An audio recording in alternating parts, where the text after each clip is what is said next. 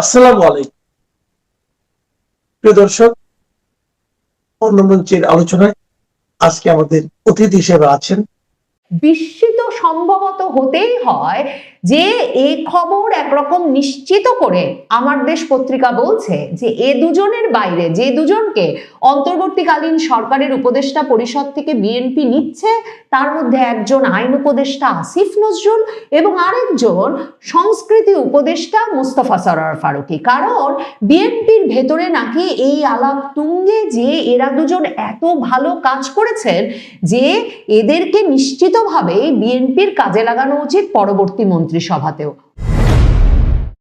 নির্বাচনে তারেক রহমান নেতৃত্বাধীন বিএনপি সংখ্যাগরিষ্ঠতা পাওয়ার পর, নিরঙ্কুশ সংখ্যাগরিষ্ঠতা পাওয়ার পর তারেক রহমান ভাবী প্রধানমন্ত্রী হিসেবে এখন ব্যস্ত সময় কাটাচ্ছেন মন্ত্রী পরিষদের সদস্যদের বাছাই করে নিতে। কাজেই বিএনপির ভেতর বাইরের বিভিন্ন সূত্র মতে বিভিন্ন খবর সংবাদ মাধ্যমে বেরিয়ে আসছে যে কারা এই মন্ত্রী পরিষদে ঢুকতে যাচ্ছে এবং কারা মন্ত্রী সভায় ঢুকছেন বিএনপির সরাসরি রাজনৈতিক দলের বাইরে থেকে, কিংবা যারা সংসদ সদস্য নির্বাচিত হননি বিএনপির এমন কোন কোন নেতা টেকনোক্রেট কোটায় মন্ত্রিসভায় ঢুকতে পারছেন।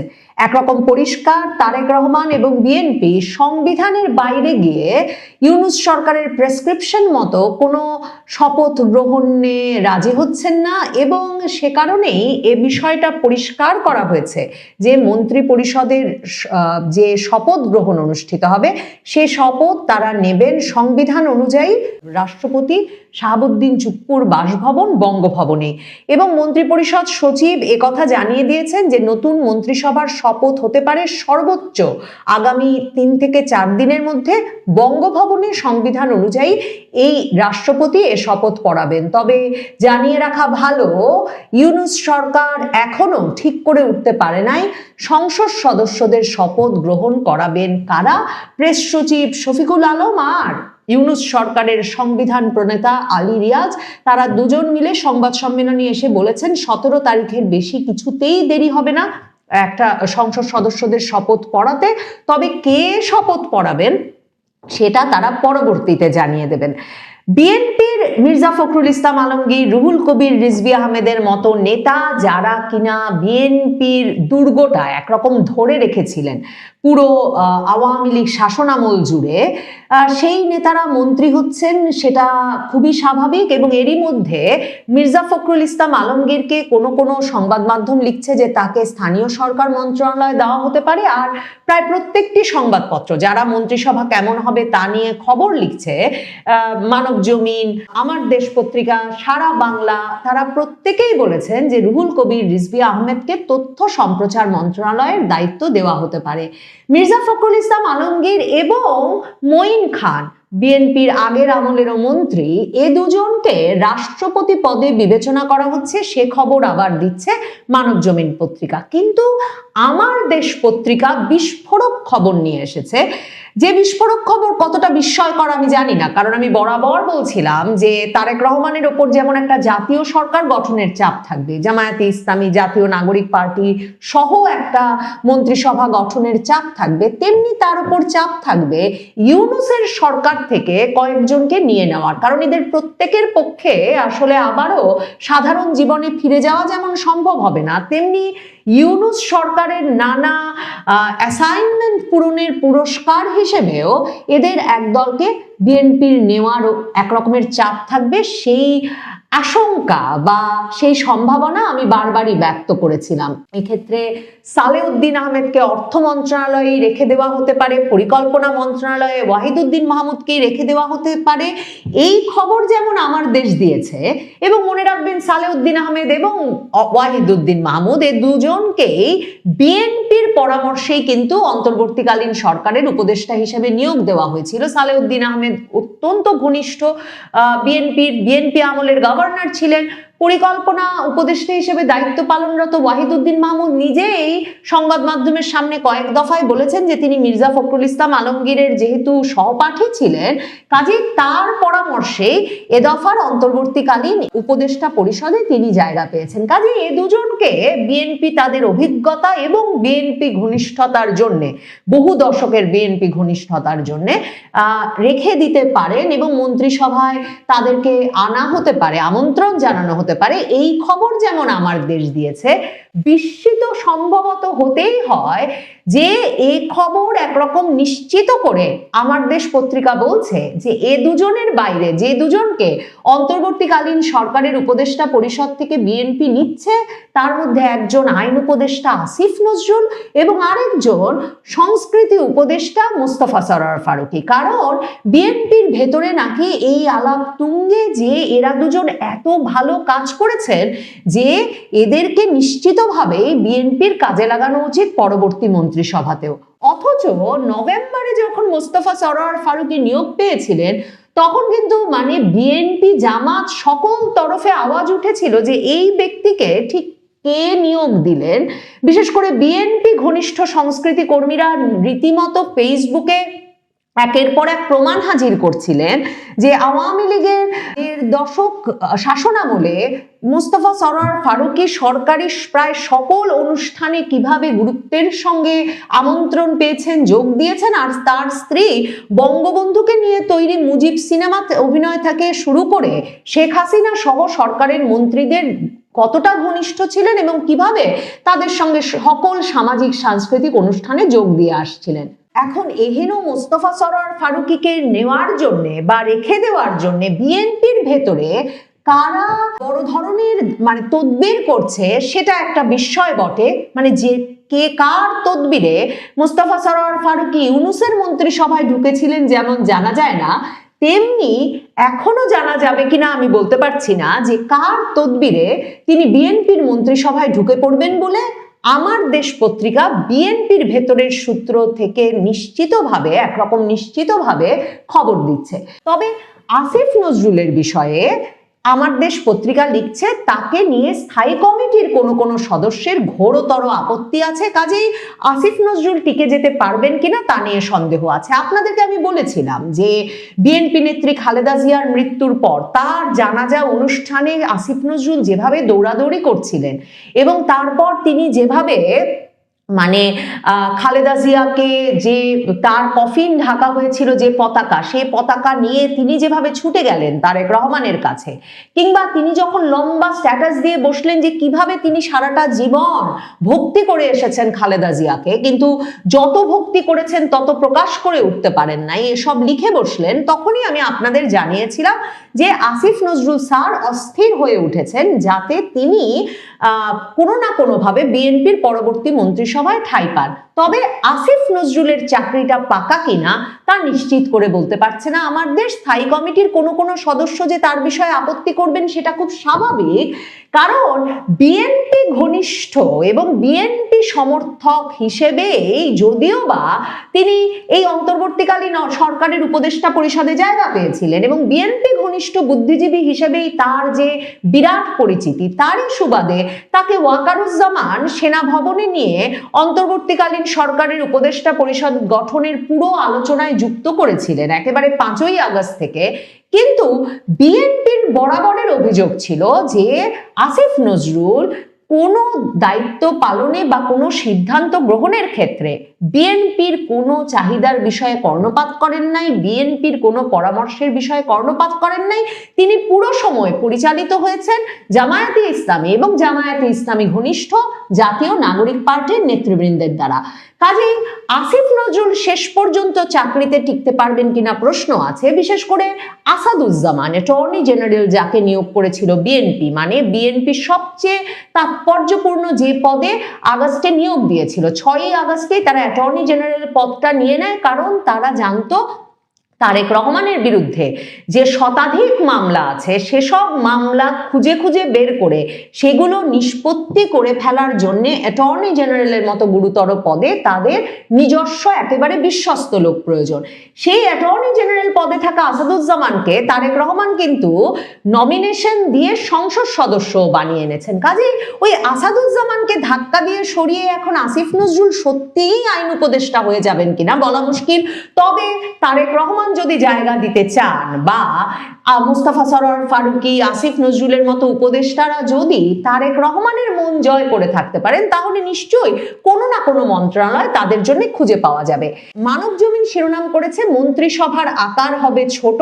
সেখানে তারা বলেছেন যে 20 থেকে 22 জনকে নিয়ে সাজানো হবে এই মন্ত্রিসভা, দক্ষ এবং অভিজ্ঞদের নিয়ে সাজানো হবে প্রাথমিক মন্ত্রিসভা।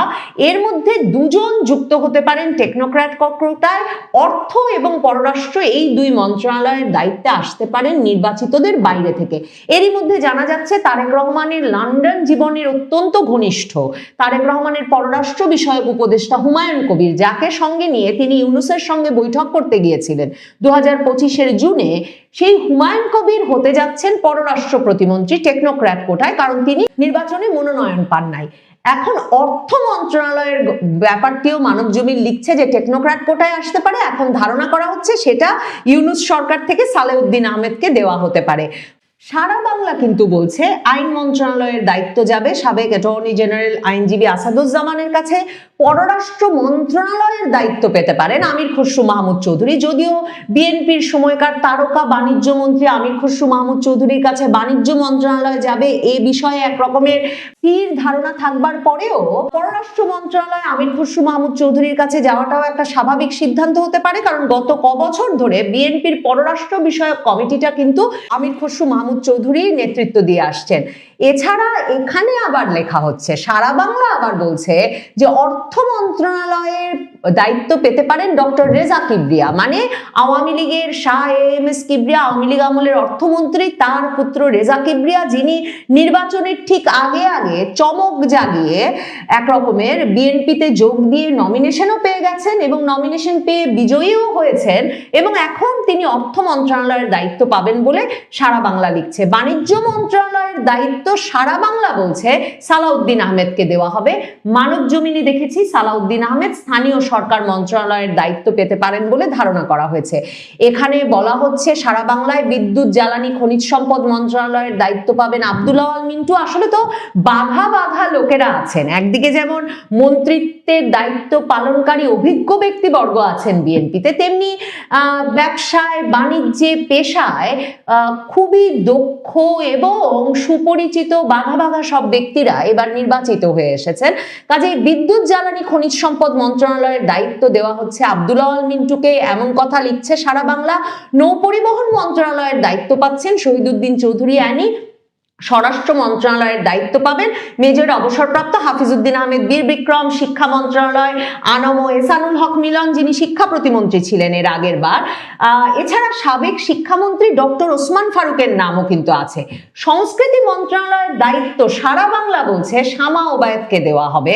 শামা ওবায়েদ অত্যন্ত সক্রিয় ভূমিকা পালন করে এসেছেন এই 1.5 দশক ধরে। তিনি যেমন তার এলাকার রাজনীতিতে সক্রিয় ছিলেন, তেমনি এই যে বিভিন্ন বিদেশি কূটনীতিকদের সঙ্গে সম্পর্ক স্থাপন, আমির খসরু মাহমুদ চৌধুরীর নেতৃত্বাধীন পররাষ্ট্র মন্ত্রণালয় বিষয়ক কমিটির সক্রিয় সদস্য হিসেবে তিনি গুরুত্বপূর্ণ ভূমিকায় ছিলেন পুরো 15 বছর ধরে। এখন বলা হচ্ছে তিনি সংস্কৃতি মন্ত্রণালয়ের দায়িত্ব পেতে পারেন। স্বাস্থ্য মন্ত্রণালয় পাবেন ডাক্তার এজেডএম জাহিদ হোসেন, খালেদা জিয়ার দীর্ঘ সময়ের চিকিৎসক, এটা এক রকমের ধারণাই করা হচ্ছিল।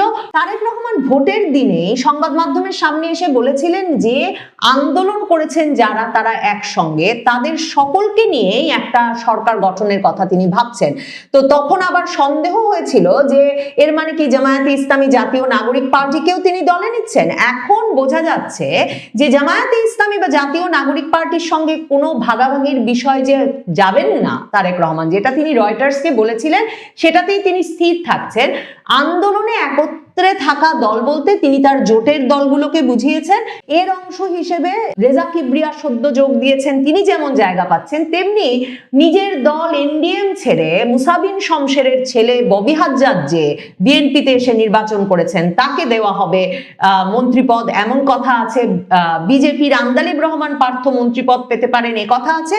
গণঅধিকার পরিষদের নুরুল হক নূর সহ টেকনোক্র্যাট কোটায় 12 দলীয় জোট প্রধান ও জাতীয় পার্টি জাফরের চেয়ারম্যান মোস্তাফা জামাল হায়দারও আলোচনায় রয়েছেন বলে আমার দেশ পত্রিকা খবর দিচ্ছে।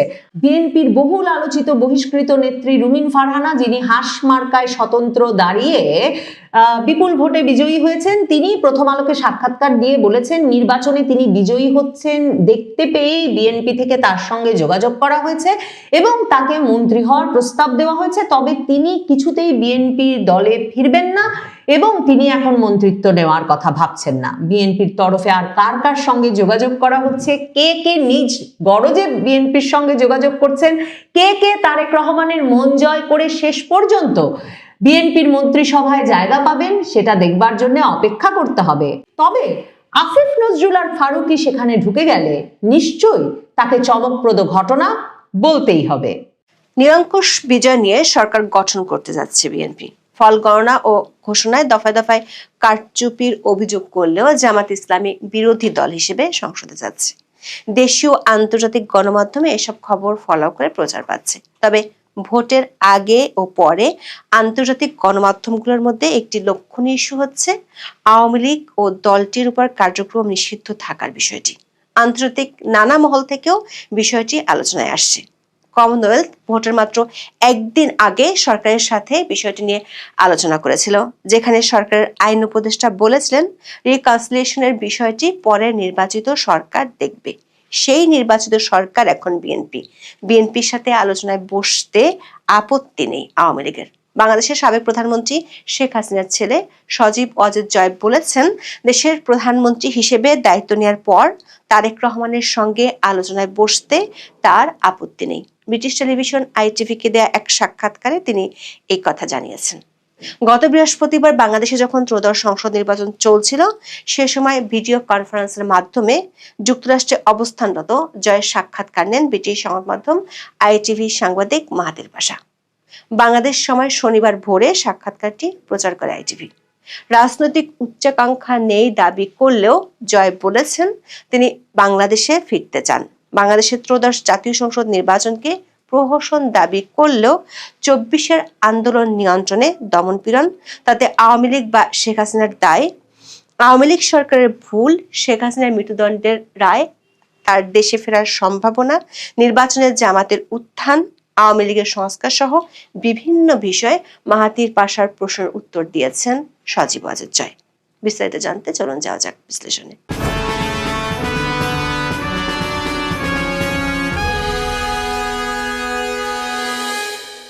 বাংলাদেশের ত্রয়োদশ জাতীয় সংসদ নির্বাচনকে সজীব ওয়াজেদ জয় দেখছেন প্রহসন হিসেবে।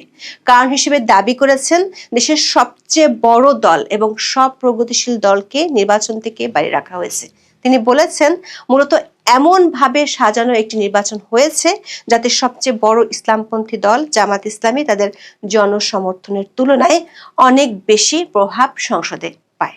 জয় দাবি করেন এটি টেকসই হবে না, ভবিষ্যতে আরো অস্থিরতা সৃষ্টি করবে। জয় প্রশ্ন রেখেছেন দেশের দুই প্রধান রাজনৈতিক দলের মধ্যে একটি নিষিদ্ধ এমন নির্বাচনকে কিভাবে গ্রহণযোগ্য বলা যায়। যুক্তরাজ্যে যদি টরি বা লিবারেলদের যে কোনো একটি দল নিষিদ্ধ করা হতো, সেটার সমতুল্য পরিস্থিতি এটা। তিনি প্রশ্ন রাখেন যুক্তরাষ্ট্রে যদি ডেমোক্রেট বা রিপাবলিকানদের যে কোনো একটিকে নিষিদ্ধ করা হয়, তাহলে কি সেটিকে কোনোভাবে অবাধ ও সুষ্ঠু নির্বাচন বলা যাবে? তিনি মনে করেন অনির্বাচিত একটি শাসন ব্যবস্থার নির্দেশে একটি রাজনৈতিক দলকে নিষিদ্ধ করা নজিরবিহীন ঘটনা। আওয়ামী লীগের শাসনামলে যে জামাত ইসলামীকে নিষিদ্ধ করা হয়েছিল সে কথা মনে করিয়ে দিয়ে মাহাতির পাশা তখন প্রশ্ন করেন বিষয়টি কিভাবে নজিরবিহীন হয়। এই প্রশ্নের উত্তরে মিস্টার জয় দাবি করেন আওয়ামী লীগ সরকার জামাতকে নিষিদ্ধ করেনি, তারা নির্বাচনে অংশ নিতে পারেনি আদালতের রায়ের কারণে। জামাত তাদের গঠনতন্ত্র সংশোধন করলে আবার নির্বাচনে অংশ নিতে পারত। ITV সাংবাদিক প্রশ্ন রাখেন আওয়ামী লীগ আমলে 3টি নির্বাচন নিয়েও কারচুপির ব্যাপক অভিযোগ ছিল। জবাব দিতে গিয়ে শেখ হাসিনার ছেলে সজীব ওয়াজেদ জয় দাবি করেন বিষয়টি পুরোপুরি সঠিক নয়। তিনি বলেছেন, গত 3 বারের মধ্যে প্রথম ও তৃতীয়বার বিরোধী দল নির্বাচন বর্জন করেছিল। দ্বিতীয়বারের ক্ষেত্রে নির্বাচনের আগে জনমত জরিপগুলো, এমনকি আমেরিকানদের করা জরিপ সহ সব জরিপেই দেখা গিয়েছিল তাদের দল বিপুল ব্যবধানে জয়ী হবে। আওয়ামী লীগের নিরঙ্কুশ সংখ্যাগরিষ্ঠতা পাওয়ার সম্ভাবনা ছিল বলে তিনি দাবি করেছেন। এরপর তিনি বলেন, দুর্ভাগ্যজনকভাবে প্রশাসনের কিছু ব্যক্তি নিজেদের উদ্যোগে কিছু অনিয়ম করেছেন, সেগুলো তদন্ত হওয়া উচিত ছিল, কিন্তু হয়নি। 2014, 18 এবং 2024 সালের নির্বাচনেও বিরোধী মতকে দমন, নৌকায় সিল মেরে ব্যালট বাক্স ভরার ব্যাপক অভিযোগ আওয়ামী লীগের বিরুদ্ধে ছিল। তাহলে সুষ্ঠু নির্বাচন নিয়ে কথা বলার মতো অবস্থান আওয়ামী লীগের আছে কিনা সেই প্রশ্ন করা হয় জয়কে। উত্তর দিতে গিয়ে 2014 সালের নির্বাচন ঘিরে বিরোধী দলের জ্বালাও পোড়ার ঘটনা মনে করিয়ে দেন জয়। তিনি দাবি করেন, আওয়ামী লীগ কাউকে নিষিদ্ধ করেনি। তার ভাষায়, এটাই গত 3 নির্বাচনের সঙ্গে এবারের ভোটের মৌলিক পার্থক্য। মাহাথির ভাষা প্রশ্ন করেন, গত 15 বছরের দুর্নীতি, অপহরণ, গুম, মত প্রকাশের দমনের অভিযোগ এসব বিবেচনায় নিয়ে তার কি মনে হয় না যে আজকের পরিস্থিতির জন্য আংশিকভাবে আওয়ামী লীগ নিজেই দায়ী? জবাবে জয় বলেন, না, কারণ একই ধরনের অভিযোগ বিএনপি ক্ষমতায় থাকা কালেও তাদের বিরুদ্ধে আনা হয়েছিল, অথচ এখন তাদের সেলিব্রেট করা হচ্ছে। 24-এর আন্দোলন নিয়ে এক প্রশ্নে আইটিভি সাংবাদিক বলেন, আপনি কি স্বীকার করেন আন্দোলন চলাকালে এমন কিছু ব্যর্থতা ছিল যা শেষ পর্যন্ত শেখ হাসিনার পতনের কারণ হয়েছে? জবাবে জয় কিছু ব্যর্থতা থাকার কথা স্বীকার করেন। তিনি বলেন, আন্দোলনটি শান্তিপূর্ণভাবে শুরু হয়েছিল, তাদের দাবি ছিল যৌক্তিক। দুঃখজনক বিষয় হলো 2018 সালে আওয়ামী লীগ সরকারই কোটা কমিয়ে দিয়েছিল। কোটা সরকার পুনর্বহাল করেনি। যারা আগে কোটার সুবিধা পেতেন তাদের পরিবারের করা একটি মামলার ভিত্তিতে আদালত তা পুনর্বহাল করেছিল। এরপরই আন্দোলন শুরু হয়। সরকার শিক্ষার্থী আন্দোলনকারীদের সঙ্গে বসে কথা বলতে ব্যর্থ হয়েছিল। জয়ের দাবি, জামাত ইসলামী ওই সুযোগ কাজে লাগিয়ে সরকার পতনের আন্দোলনের দিকে নিয়ে যায়। তারাই সহিংসতা শুরু করে, আন্দোলন সহিংস রূপ নেয় এবং আবারও সরকার তা মোকাবেলায় ভুল করে। বিষয়টি এত দূর গড়ানো উচিত ছিল না। মাহাথির ভাষা জুলাই হত্যাকাণ্ড নিয়ে ক্ষমা চাওয়ার প্রসঙ্গে প্রশ্ন করেন। উত্তরে জয় বলেন, জাতিসংঘ 15 জুলাই থেকে 15 আগস্টের মধ্যে 1400 নিহতের কথা বলেছে, আর সরকার পতন হয়েছিল 5 আগস্ট। তাহলে পুরো সবার হত্যাকাণ্ডের দায় কেন আওয়ামী লীগ সরকারকে দেওয়া হচ্ছে, সেই প্রশ্ন তোলেন সজীব ওয়াজেদ জয়। প্রসঙ্গক্রমে জয় বলেন, তারা দায় স্বীকার করছেন কয়েকশো মানুষের মৃত্যুর জন্য, 1400 জন নয়, কারণ তাদের প্রায় অর্ধেকই ছিলেন পুলিশ সদস্য ও তার দলের কর্মী।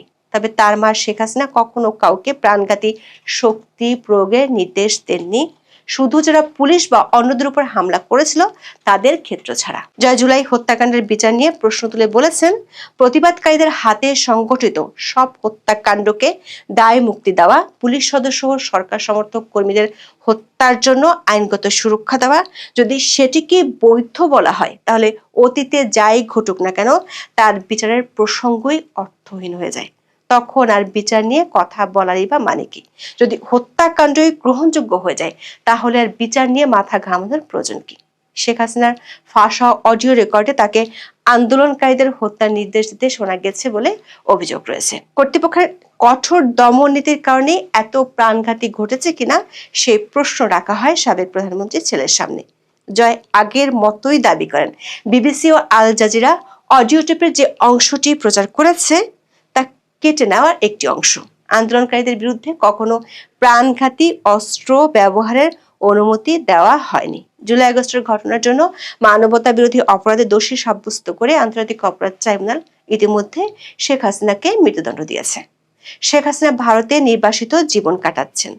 তিনি যদি কখনো বাংলাদেশে ফেরেন তার সামনে কি অপেক্ষা করছে তা নিয়ে জয় উদ্বিগ্ন কিনা সেই প্রশ্ন রাখেন আইটিভি সাংবাদিক। জবাবে জয় বলেন, তিনি উদ্বিগ্ন নন, কারণ তার বিশ্বাস দেশের অন্তত অর্ধেক জনগণ এই নির্বাচনকে কখনো মেনে নেবে না। অতীতে আওয়ামী লীগ বারবার জামাত ইসলামী বা তাদের অনুসারীদের সন্ত্রাসী আখ্যা দিয়েছে, কিন্তু এবারে নির্বাচনে তারাই ছিল বিএনপির সবচেয়ে বড় প্রতিদ্বন্দ্বী।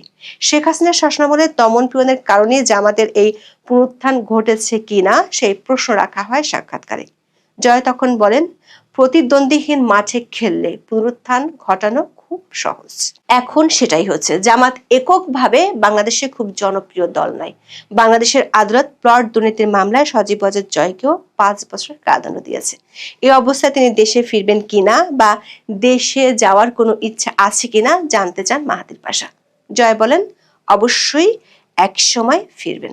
তারেক রহমান, যিনি দণ্ডিত হয়েছিলেন, তিনি এখন সম্ভাব্য প্রধানমন্ত্রী। এসব পরিস্থিতি চিরস্থায়ী হয় না। তাহলে কি জয় বলতে চাইছেন একদিন হয়তো তিনি প্রধানমন্ত্রী হওয়ার লক্ষ্যে দেশে ফিরে রাজনীতিতে নামবেন? উত্তরে শেখ হাসিনার ছেলে বলেন, তার কখনো রাজনৈতিক উচ্চাকাঙ্ক্ষা ছিল না। এমনটা বলছেন না, একসময় তিনি বাংলাদেশে ফিরতে চান। শেখ হাসিনা কখনো বাংলাদেশে ফিরবেন কিনা সেই প্রশ্নে জয় বলেন, তার কোনো সন্দেহ নেই তিনি একদিন ফিরবেন। তিনি বহুদিন ধরেই অবসর নিতে চেয়েছেন। তার প্রায় পুরো জীবনই কেটেছে বাংলাদেশে। সেখানেই তিনি স্বচ্ছন্দ বোধ করেন।